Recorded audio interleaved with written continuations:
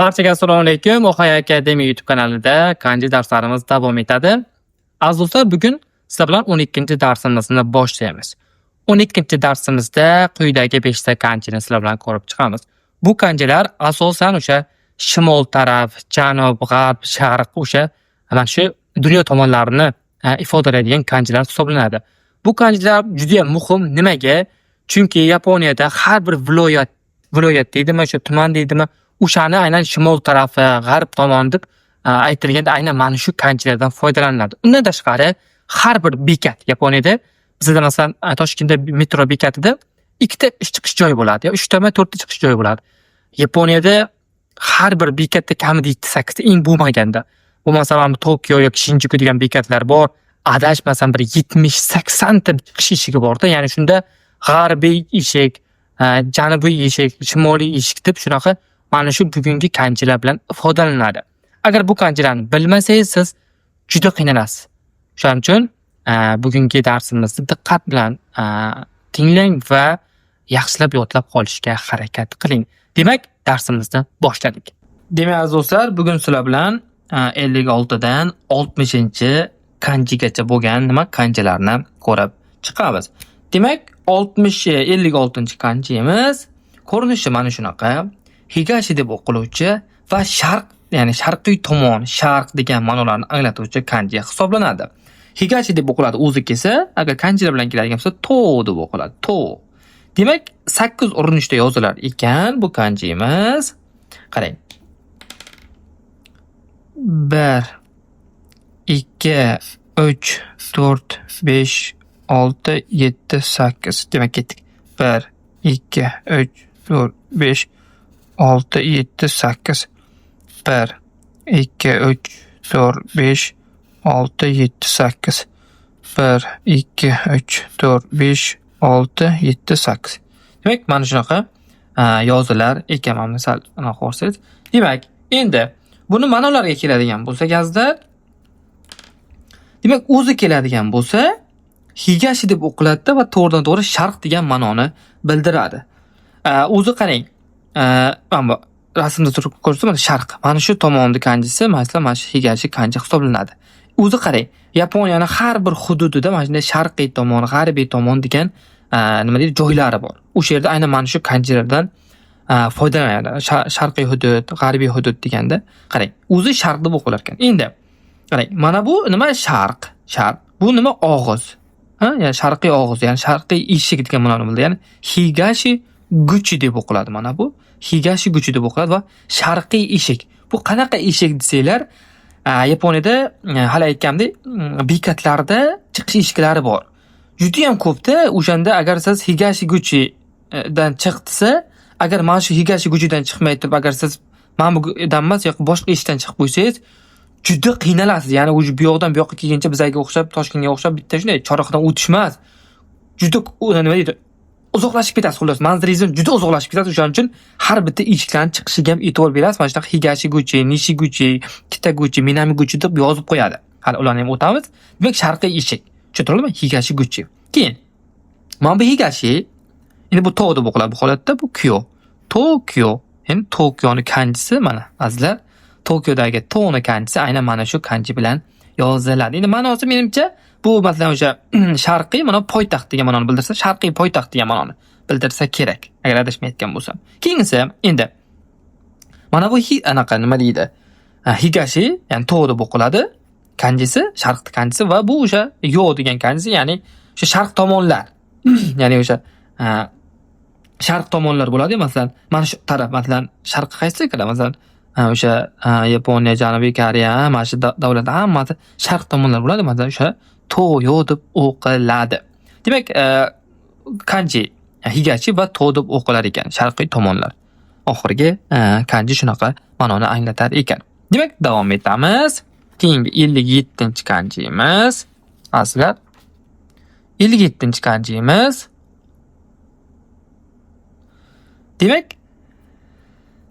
ko'rinishi shunaqa, nishi deb o'qiladi va g'arb degan ma'noni bildiradi. Mana bu tomonda kanji, endi g'arb davlatlari bor-ku, mana shu taraf, Yevropa, mana shu Janubiy Koreya, Amerika, xullas mana shu g'arb. Mana shuni kanjisi mana shu. Endi nishi deb o'qilar ekan, nima? say, zay, say deb ham o'qilishi mumkin ekan. Qarang, 6 urinishda yozilar ekan. 1 2 3 4 5 6. 1 2 3 4 5 6. 1 2 3 4 5 6. 1 2 3 4 5 6. Demak, 6 urinishda yozilar ekan. Endi ma'nolarga keladigan bo'lsak, o'zi keladigan bo'lsa, hali yuqoridagidek g'arb. G'arb degan ma'noni bildiradi west ingliz tilida. Endi bu nima? Nishi bo'ladi. Bu hali aytgan nishi kuchi, ya'ni g'arbiy eshik. Nishi kuchi. Aytadi masalan, bekatda deydi, qaysi tomondasan desa, nishi kuchini emas, nishi kuchini emas masalan. Nishi kuchini deb, detta to'g'roni emas. O'sha nimadan chiqish joyida turibman. Shunda agar siz noto'g'ri ishdan chiqib qo'ysangiz, juda ham qiynalasiz. O'shaning uchun mana shu nishi kuchi. Keyingisi. Mana bu higashi edi. Endi bu nima? Ya'ni bu g'arbni kanjisi edi, bu sharqni kanjisi. Uzr, bu sharqniki, bu g'arbniki. Sharq g'arb, ya'ni shunda to'zay deb o'qilar ekan, sharq va g'arb degan ma'noni bildirar ekan. Masalan, shunaqa gaplarda o'sha sharq va g'arb degan so'zni bittada ishlatishimiz kerak bo'ladi. O'sha payt to'zay deb aytib ketaverar ekansiz. Keyingisi, endi mana bu o'sha g'arb tomonda kanjisi g'arbni, bu tomonlar o'sha g'arbiy tomon seyyo deb o'qilar ekan. Seyyo g'arb tomonlar. Masalan, bu gaplarda aytiladi-da, bu asosan o'sha bularni asosan ko'p ishlatmaysiz. O'sha yangiliklarda yoki bir hukumat doirasida bir g'arb tomonlar deganda bir gaplar ishlatsangiz, mana shu seyyoni ho deb o'sha aytsangiz bo'ladi, o'sha g'arb tomonlarda. Demak, shunaqa yozilar ekan. Tushunarli bo'ldi. Endi bu nima? G'arbni kanjisi edi. Keyingi kanjimiz 58, menimcha oldin orqasidamidi? Mana 58-kanjimiz azizlar. Bugun shu tomonlarni kanjisini o'tamiz ko'proq. Demak, xullas ko'rinish shunaqa. Minami deb o'qiluvchi janubni kanjisi, ya'ni janub degan mana bu taraf. Yerni pastki tarafi, Antarktidada bor taraf aynan janub taraf hisoblanadi. Minami deb o'qilishi mumkin yoki nan deb o'qilishi ham mumkin ekan. O'zi minami kanjilar bilan kelsa asosan nan deb o'qiladi. Endi 9 urinishda yozilar ekan, yozilish ketma-ketlikka e'tibor beramiz. Ketdik. 1 2 3 4 5 6 7 8 9. Demak ketdik. 1 2 3 4 5 6 7 8 9. 1 2 3 4 5 6 7 8 9. 1 2 3 4 5 6 7 8 9. Demak, mana shunaqa kanji ekan. Ma'nolarga keladigan bo'lsak, o'zi keladigan bo'lsa, minami deb o'qiladi va janub degan ma'noni bildiradi. Endi hali aytganimdek, minami guchi, hammasida guchi bor. Xullas, mana shu 4 ta kanjini ham, 4 tarafni kanjisini ham oldiga guchi qo'ysangiz, o'sha og'izni kanjisidan qo'ysangiz, o'sha taraf eshigi, ya'ni og'izi degan ma'noni. Janubiy eshigi ham minami guchi. Demak, keyingisi. Endi mana bu g'arbni kanjisi, sharqni kanjisi edi. Endi bu nima? Janub. Sharqiy janub Aziya degani, ya'ni nima edi? Tonan Aziya deyiladi bu. Mana bu Tonan Aziya, shunda nan deb o'qiladi mana bu kanji.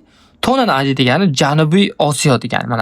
Mana bu tarafda davlatlar borku, mana Filippin, Indoneziya, qayer yana o'sha davlatlar hammasi Yaponiyada Tonan Aziya davlatlari deyiladi. Bizlarchi, bizlar ham Osiyomiz-ku desangiz, bizlar Chu Aziya deyilamiz, ya'ni Markaziy Osiyo hisoblanamiz. Ya'ni Tonan Aziya Yaponiyada nima? Mana shunaqa yoziladi. Va undan keyingisi, endi mana bu janub, bu Kyoko deb o'qiladi, ya'ni qutb. Ya'ni janubiy qutb. Janubiy qutbda masalan nimadir bor degan shunaqa so'z ishlatgan paytingiz nan Kyoko. Xuddi bilingki, bu yerda eng asosiy bilishingiz kerak bo'lgan narsa mana shu kanji janub degan ma'noni bildiradi. Bo'ldi. Muammo yo'q. Shu kanji bilan qanaqadir davlat keldimi, qanaqadir so'z keldimi, qanaqadir viloyat, tuman keldimi, demak, shu qaysidir o'sha aytilayotgan joyda janubida degan ma'noni bildiradi. Demak, 59-kanjimizga o'tamiz. Hozir 59-kanjimiz menimcha o'sha bo'ldi. Shimolda kanji ikkita deb o'qiladi. Mana shimol tarafda kanjisi. Yuqori taraf. Shimoliy Muz okeani deydi-yu. Demak, shimol deb o'qiladi, kita deb o'qiladi. Kita o'zi kelsa o'qiladi, keyin yoki nima? Hoku yoki ho deb ham o'qilishi mumkin ekan. Demak, 5 urinishda yozilar ekan. 1 2 3 4 5. 1 2 3 4 5 1 2 3 4 5 1 2 3 4 5 va yorib kanji yozishni. Xullas, o'zi keladigan bo'lsa, kitob o'qiladi, shimol degan ma'noni bildiradi. Og'iz bilan kelsa, kitaguchi bo'ldi, kitaguchi. Muhim mana shu kanjini kita deb o'qilishini bilib qo'ysangiz, o'zi guchi, shimoliy eshik, hali aytganimdek. North Gate. Endi bu janub kanjisi edi, buni oldin o'tdik adashmasam. Bu shimol kanjisi, ya'ni janub shimol. Nan boku deb o'qilar ekan o'shanda. Nan boku deb o'qilar ekanda, shimol va janub degan ma'noni bildirar ekan. Biroq so'zlarni ham ko'p ishlatamiz. Shuningda yaxshilab o'qishga harakat qiling. Endi keyingisi mana bu shimol, bu daryo, bu endi nima? Yo'l, ko'cha desak ham. Xullas, endi bu Hokkaido. Hokkaido degan Yaponiyaning prefekturasi bor. Mana Yaponiya mana shu bo'lsa, mana yuqoridagi shu bo'lakchasi Hokkaido deyiladi. Aynan qarang, shuni kanjisi bilan kelar ekan. Ya'ni bu shimoliy tomondagi, shimoliy dengiz orti degan ma'noda, shimoliy dengiz ortidagi shahar degan ma'noni bildirsa kerak. Kanjilardan o'qiydigan bo'lsak, xullas Hokkaidodagi mana shu kanji bilan kelar ekan. Tushuntirdimi? Yani har qanaqa holatda ham kanji shimol degan ma'noni nima qilyapti? Saqlab qolyapti. O'qilishlari shu. Kita o'zi keladigan bo'lsa, hokku yoki ho deb ham o'qilishi mumkin ekan. Demak, oxirgi kanjimiz 60-kanjimiz aslida endi tomonda o'sha to'rtga tugadi. Sal boshqacharoq kanji. Bu ham zo'r kanji, ya'ni me deb namaydagi o'sha nani kanjisi. Ya'ni nom, ya'ni ism, nomda masalan kompaniyani ismida mana shu oxirida ismda mana shu kanji qo'llaniladi. Namaydagi o'sha na kanjimiz ismdagi. Ism, nom degan ma'noni ifodalaydigan kanji hisoblanadi. Na deb o'qilishi mumkin yoki me deb o'qilishi ham mumkin ekan. 6 o'rinli yozdilar ekan. 1 2 3 4 5 6. 1 2 3 4 5 6. 1 2 3 4 5 6. 1 2 3 4 5 6. Demak, mana shunaqa yozdilar ekan. Ma'nolariga keladigan bo'lsak, mana bu holatda namai juda ham muhim kanji. Biror hujjatda mana shu kanji tursa, demak namai ismingizni yozing deydi. Undan keyin endi qarang. Yana bitta narsa, insonlarni necha kishi deganda ham nindan tashqari masalan o'sha holatda ham keladi. Masalan, mana 10 ta kanjisi-da, plus 10 ta kanjisi bu kishi, ya'ni 10 ta ism deganda, ya'ni 10 ta ism degani 10 kishi degan ma'noni bildiradi. Ya'ni jumi, masalan, restoranlarda o'sha nanen deska masalan nima yesa olasiz yoki shunda 2 ta kishi, 3 kishi mana shunday mehna kanjisi bilan nima qiladi? Aytiladi. Mana shu kanji ham juda ham muhim. Undan keyingisi bu mana nom desam bo'ladi, mana bor degan arimas kanjisi. Ikkalasini o'qilgan payt yumi bo'ladi-da, ya'ni mashhur, taniqli nom degan, ya'ni nomi bor deymiz bizda, xuddi shunday. Buni ancha nomi chiqqan deymiz, xuddi shunaqa mashhur anaqadagi mana shu me degan kanji aynan mana shu kanji bilan ifodalanadi. Undan keyingisi mana bu odam, bu me, jinme degani bu inson ismi.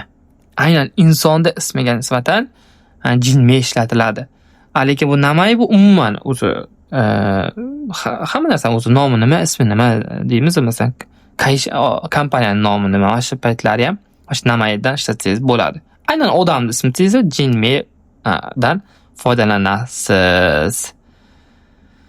Aytmoqchi bo'lganim, har qanaqa holatda ham kanji nom degan ma'noni nima qilyapti? Saqlab qolyapti. Azizlar, mana 12-darsimiz ham o'z nihoyasiga yetdi. O'zi biz 60 ta kanjini sizlar bilan o'rganib bo'ldik. O'sha Nihongo Challenge kitobidan vazifalarni bajarishni unutmang va undan tashqari nima deydi, kanjilarni o'sha Ohoya kanji Telegram kanalidan yozib mashq qilish uchun praktikasini chiqarib, yozib mashq qilishni ham o'rganib qo'ying. Darsimiz yoqqan bo'lsa azizlar, bitta like tugmasini va kommentariyada dars haqida o'z fikringizni qoldirish esdan chiqmasin. Bu narsa bizni kanalimiz rivojlanishi uchun juda ham muhim. Sizdan aynan yordam mana shu hisoblanadi. Yaponiya va yapon tili haqidagi qiziqarli ma'lumotlarni o'tkazib yubormaslik uchun bizning ijtimoiy tarmoqlarga obuna bo'lishni unutmang. E'tiboringiz uchun rahmat. Keyingi qiziqarli darslarimizda ko'rishguncha xayr, sog' bo'ling, salomat bo'ling.